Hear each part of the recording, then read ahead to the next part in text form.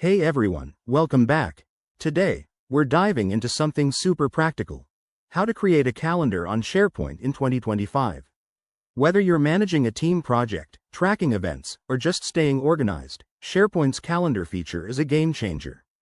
It's user-friendly and integrates seamlessly with Microsoft 365, making it perfect for both beginners and pros. Let's jump right in. First things first, make sure you're logged into your SharePoint site.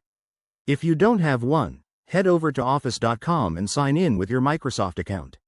Once you're in, navigate to the site where you want to add the calendar. Look for the Site Contents option in the left-hand menu. That's your gateway to all the apps and tools.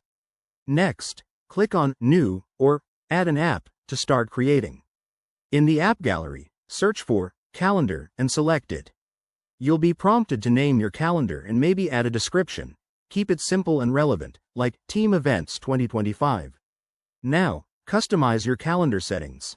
You can choose the time zone, set default views like day, week, or month, and even add color categories for different event types.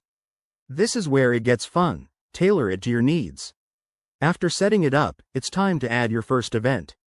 Click on New Item, or the plus icon. Fill in the details like event title, date, time, and location.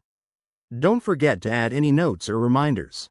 Once you're done, hit save, and voila, your event appears on the calendar. To make it even more useful, share your calendar with colleagues.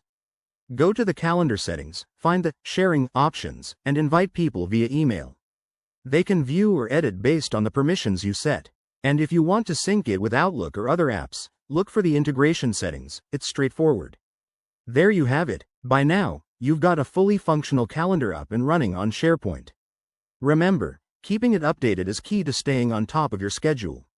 If you run into any issues, check the Microsoft support page for 2025 updates. Give this a try and let me know in the comments how it goes.